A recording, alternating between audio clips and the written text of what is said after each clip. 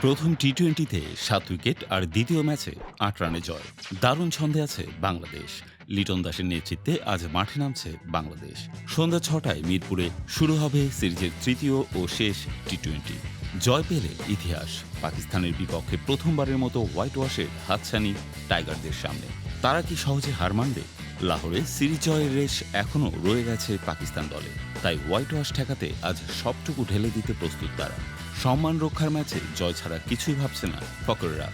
সেই জন্যই মিরপুরে আজ হতে চলেছে আরেকটি উত্তেজনাপূর্ণ লড়াই। এক সময় বাংলাদেশ দল সংযুক্ত আরব আমিরাতের বিপক্ষেও হেরেছিল। পাকিস্তানের মাটিতে ৩ ম্যাচই হার, কিন্তু লঙ্কা সফর থেকেই যেন বদলে গেছে চিত্র। শ্রীলঙ্কায় সিরিজ জয়, এরপর ঘরের মাঠে পাকিস্তানের বিপক্ষে দাপুটের সাথে সিরিজ নিশ্চিত করে ফেলেছে টাইগাররা। এখন শুধু এক ধাপ বাকি, হোয়াইট ওয়াশ।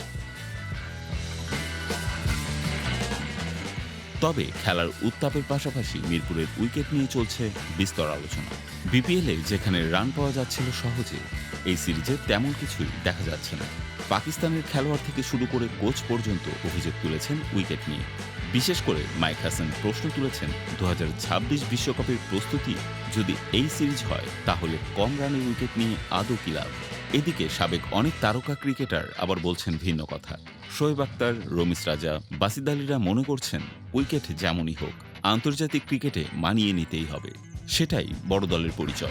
সবশেষে আজকের ম্যাচে উইকেটের পরিস্থিতি প্রায় আগের মতোই থাকার সম্ভাবনা প্রবল। এর ফলে ব্যাটিং ও বোলিং দুই দিক থেকেই সমান চ্যালেঞ্জ অপেক্ষা করছে দুই দলের জন্য।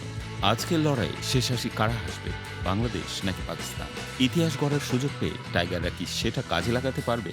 ক্রিকেট প্রেমীদের মাঝে আজকের লড়াইয়ের উত্তেজনা ছড়িয়ে পড়েছে, যেখানে প্রতিটি বল নতুন ইতিহাস রচনার সুযোগ এনে দেবে।